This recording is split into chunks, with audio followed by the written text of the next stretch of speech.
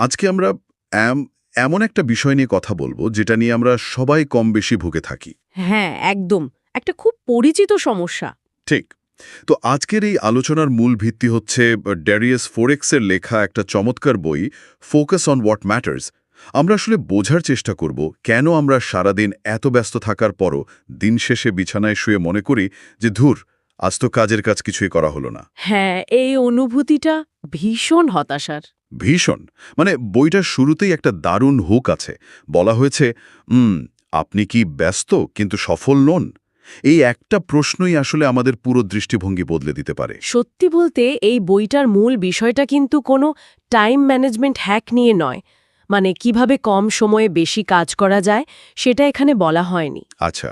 বরং এখানে বলা হয়েছে আমাদের সময়, শক্তি আর মনোযোগকে ওইসব অপ্রয়োজনীয় জায়গা থেকে সরিয়ে কিভাবে জীবনের সবচেয়ে গুরুত্বপূর্ণ জায়গায় আনা যায়। মানে শুধু ব্যস্ত থাকাটাই তো আসলে কাজ না। একদমই না। তো চলুন, এই ব্যস্ততা বনাম সত্যিকারের কাজ, এই ব্যাপারটা একটু খতিয়ে দেখা যাক। বেশিরভাগ মানুষই তো সারাদিন প্রচণ্ড ব্যস্ত থাকে, তাই না? হ্যাঁ, সবাই দৌড়াচ্ছে। কিন্তু তারা আসলে প্রোডাক্টিভ না। মানে সত্যিকারের সাফল্য তো তখনই আসে যখন আমরা সবকিছু করার চেষ্টা না করে শুধু অর্থবহ কাজগুলোর দিকে মনোযোগ দিই। ব্যাপারটা অনেকটা সেই ট্রেডমিলের মতো। ট্রেডমিল? মানে ওই জিমের ট্রেডমিল? হ্যাঁ, হ্যাঁ। ধরুন, সারাদিন ব্যস্ত থাকাটা অনেকটা ট্রেডমিলে দৌড়ানোর মতো। আপনি ঘামছেন, খাটছেন, হার্ট রেট বাড়ছে। মনে হচ্ছে বিশাল একটা কাজ করে ফেললাম। ঠিক তাই।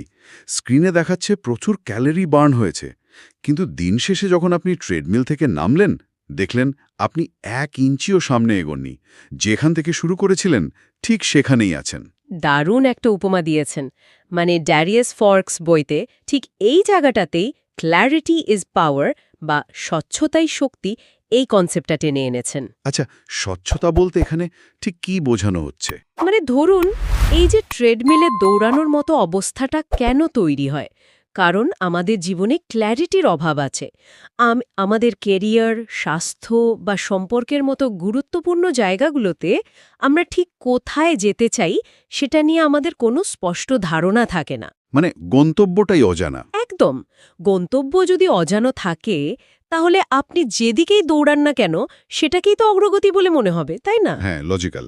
আর এই কারণেই আমরা কেবল গুরুত্বহীন কাজে আমাদের সময় আর শক্তি নষ্ট করতে থাকি। আচ্ছা, তার মানে জীবনে কি গুরুত্বপূর্ণ সেটা আগে বুঝতে হবে। কিন্তু ধরুন আমরা সেটা বুঝলাম। এরপরের প্রশ্ন তো আসে যে তাহলে আমরা সারা দিন কোথায় সময় নষ্ট করছি? হ্যাঁ, সময় তো আমাদের সবচেয়ে মূল্যবান সম্পদ। ঠিক। বইতে তো খুব কড়া ভাষায় বলা হয়েছে যে সোশ্যাল মিডিয়ায় উদ্দেশ্যহীন স্ক্রল করা বা অফিসে ওই অপ্রয়োজনীয় মিটিংয়ে ঘন্টার পর ঘন্টা বসে থাকা বন্ধ করতে হবে। একদম।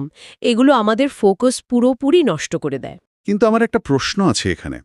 ধরুন এই যে অপ্রয়োজনীয় মিটিংগুলো, এগুলো কি শুধুই আমাদের ক্যালেন্ডারের সময় নষ্ট করে, নাকি বইতে যে মানসিক জঞ্জাল বা মেন্টাল ক্লাটারের কথা বলা হয়েছে এটা পরোক্ষভাবে সেটাও তৈরি করে?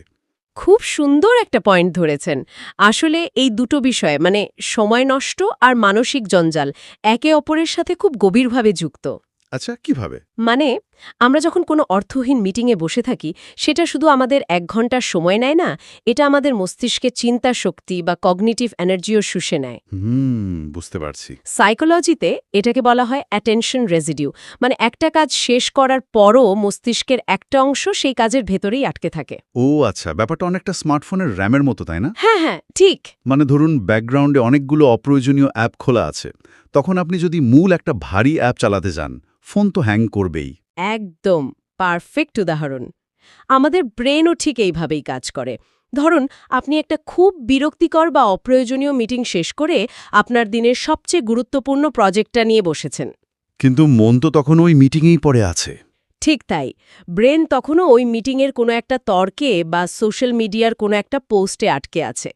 ফলে আমরা যখন সত্যিকারের গুরুত্বপূর্ণ কাজ করতে যাই তখন আমাদের মন ওভারথিংকিং আর স্ট্রেসে পূর্ণ থাকে। মানে ফোকাস করার মতো কোনো জ্বালানি আর অবশিষ্ট নেই। একদম না। ব্রেন আগেই ক্লান্ত হয়ে গেছে। জীবনকে সহজ করতে হলে এই মানসিক জঞ্জাল আগেই দূর করতে হবে। তো এই জঞ্জাল থেকে বাঁচার উপায় কি?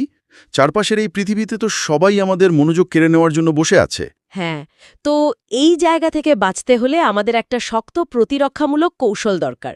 বইতে মূলত দুটো উপায়ের কথা বলা হয়েছে। আচ্ছা, কি সেটা? একটা হলো না বলতে শেখা, আর অন্যটা হলো ইতিবাচক অভ্যাস করা। হুম, না বলা। এটা তো বলা খুব সহজ, কিন্তু বাস্তবে করাটা খুব কঠিন। ভীষণ কঠিন। কিন্তু সব কাজ একা করা কখনোই সম্ভব নয়। যারা সত্যিকার অর্থে সফল, তারা ওই মনোযোগ বিনষ্টকারী বিষয়গুলোকে খুব নির্দয়ভাবে না বলেন। যাতে তারা গুরুত্বপূর্ণ বিষয়গুলোকে হ্যাঁ বলতে পারেন, রাইট? একদম তাই। কিন্তু এখানেই বিষয়টা সবচেয়ে কৌতূহল উদ্দীপক হয়ে ওঠে আমার কাছে।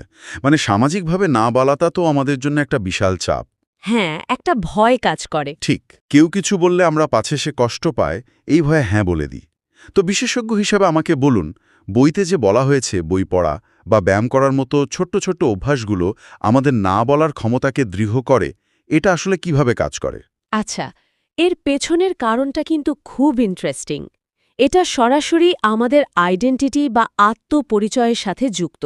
আইডেন্টিটি মানে কিভাবে? ধরুন, যখন কেউ প্রতিদিন সকালে ব্যায়াম করা বা দিনে 1 ঘন্টা ডিপ ওয়ার্ক করার মতো অভ্যাসের প্রতি গভীরভাবে কমিটেড থাকে, তখন তার ভেতরে একটা স্ট্রং রুটিন তৈরি হয়। বুঝতে পারছে। তো তার জন্য অন্য কোনো অপ্রয়োজনীয় মিটিং বা আড্ডাকে না বলা অনেক সহজ হয়ে যায়, কারণ সে জানে যে এই আড্ডায় হ্যাঁ বলার মানে হল নিজের ওই গুরুত্বপূর্ণ অভ্যাসটাকেই না বলা। ওহ, দারুণ! তার মানে এই ছোট ছোট ধারাবাহিক অভ্যাসগুলোই আসলে আমাদের গুরুত্বপূর্ণ কাজগুলোর চারপাশে একটা অদৃশ্য দেয়াল তৈরি করে দেয়। একদম ঠিক। অভ্যাসগুলো একটা বর্ম হিসেবে কাজ করে। যখন আপনার নিজের লক্ষ্য আর অভ্যাসের প্রতি একটা শক্ত দেয়াল থাকবে, তখন বাইরের জঞ্জাল আপনাকে আর ডিস্টার্ব করতে পারবে না। আচ্ছা, তো আমরা স্বচ্ছতা পেলাম, মানসিক জঞ্জাল দূর করলাম, আর না না বলার অভ্যাসও তৈরি করলাম। এরপরও কি কাজ শেষ? না না, এরপরই তো সবচেয়ে বড় ফাঁদটা অপেক্ষা করছে। আরেকটা ফাঁদ? সেটা আবার কি? সেটা হলো কেবল পরিকল্পনা করে যাওয়ার ফাঁদ। বইতে বলা হয়েছে যে শুধু পরিকল্পনা করা একেবারেই অর্থহীন যদি না সেটা বাস্তবে প্রয়োগ বা এক্সিকিউট করা হয়। মানে শুধু খাতায় কলমে প্ল্যান করলে হবে না? একদম না। এখন থেকেই কাজ শুরু করতে হবে, এমনকি সেই শুরুটা যদি ত্রুটিপূর্ণ বা ইমপারফেক্টও হয় তবুও।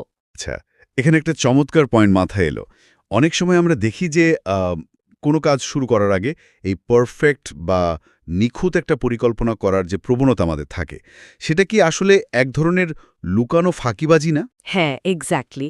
এটাকে প্রোক্রাস্টিনেশন বলা যায়। মানে কাজটা অগোছালোভাবে শুরু করার ভয়ে বা ভুল হওয়ার ভয়ে আমরা কেবল নিখুঁত ছক কষতেই থাকে। আর ব্রেন ভাবে আমরা খুব কাজ করছি। এই নিখুঁত পরিকল্পনার ফাঁদটি অত্যন্ত সূক্ষ্ম। মানে ধরুন, সুন্দর করে টু ডু লিস্ট বানানো, মার্কেট রিসার্চের নামে ঘণ্টার পর ঘণ্টা ঘাটাঘাটি করা, এগুলো আমাদের মস্তিষ্কে এক ধরনের ডোপামিন রিলিজ করে। মানে একটা মিথ্যা সন্তুষ্টি দেয়। ঠিক তাই, মনে হয় যেন কাজটা করেই ফেলেছি। কিন্তু বাস্তবে আমরা আসলে সেই ট্রেডমিলের ওপরই দৌড়াচ্ছি। হ্যাঁ, 1 ইঞ্চিও এগোয়নি। একদম। তাই একটা ত্রুটিপূর্ণ কাজ শুরু করাও একটা নিখুঁত পরিকল্পনার চেয়ে অনেক বেশি রেজাল্ট নিয়ে আসে। কারণ কাজটা শুরু করলেই কেবল আমরা বুঝতে পারবো যে ভুলটা কোথায় হচ্ছে, তাই না? হ্যাঁ, অ্যাকশন বা কাজ শুরু করার মাধ্যমেই কেবল সত্যিকারের অগ্রগতি সম্ভব। এক্সিকিউশন ছাড়া প্ল্যানিং হলো অনেকটা ইঞ্জিন ছাড়া গাড়ির মতো। দেখতে খুব চকচক করছে, সুন্দর, কিন্তু সেটা আপনাকে কোথাও নিয়ে যাবে না। দারুণ বলেছেন, ইঞ্জিন ছাড়া গাড়ি। পারফেক্ট সময়ের জন্য অপেক্ষা করাটা আসলে নিজের ভয়কে ঢেকে রাখার একটা অজুহাত মাত্র। ঠিক। তো পুরো আলোচনাটা যদি একটু সামারাইজ করি, সোর্স ম্যাটেরিয়ালের ফাইনাল মেসেজটা কিন্তু খুব ক্লিয়ার। সাফল্য মানেই বেশি বেশি কাজ করা নয়, একদমই না। বরং এর অর্থ হল কাজ কম করা, কিন্তু ঠিক সেই কাজগুলোই করা যেগুলো আসলেই গুরুত্বপূর্ণ। হ্যাঁ, জীবনের আসল কাজগুলোতে ফোকাস করা। আর এই জ্ঞানটা আমাদের জন্য এখন খুবই জরুরি, কারণ আমরা এমন একটা কোলাহলপূর্ণ পৃথিবীতে বাস করছি যেখানে প্রতি মুহূর্তে কেউ না কেউ আমাদের মনোযোগ কেড়ে নিতে চাইছে। নিজেদের সময় আর ফোকাস ফিরে পাওয়ার জন্য এই পদ্ধতিগুলো একটা বাস্তবসম্মত গাইডলাইন। একদম ঠিক। আর এই আলোচনা শেষে আমি একটা গভীর চিন্তার খোরাক দিতে চাই সবাইকে। হ্যাঁ, অবশ্যই। যদি সাফল্যের মূল মন্ত্রই হয় কম কাজ করা, তবে আপনার আজকের টু ডু লিস্টে এমন কোনো তথাকথিত জরুরি কাজ আছে যা আসলে একটা ছদ্মবেশী ব্যস্ততা? খুব স্ট্রং একটা প্রশ্ন। মানে এমন কোন কাজটা দিয়ে আপনি নিজেকে ব্যস্ত রাখছেন যা আপনাকে ওই সত্যিকারের গুরুত্বপূর্ণ কিন্তু অগোছালো কাজটা শুরু করা থেকে আটকে রাখছে? বাপরে, এই প্রশ্নটা আসলেই আমাদেরকে আয়নার সামনে দাঁড় করিয়ে দেয়। মানে এই ছদ্মবেশী ব্যস্ততাগুলোই আসলে আমাদের সেই ট্রেডমিলের উপর আটকে রেখেছে। হ্যাঁ, আর এ ট্রেডমিল থেকে নামার সময় এখনই। ঠিক। তো এই গভীর আর চিন্তামূলক প্রশ্নের রেশ ধরেই আমরা আজকের এই দারুণ ডিপ ডাইভের সমাপ্তি টানছি। আশা করি এই আলোচনা আমাদের সবাইকে নিজেদের সময় আর ফোকাস নিয়ে নতুন করে ভাবতে সাহায্য করবে। সবাই ভালো থাকবেন।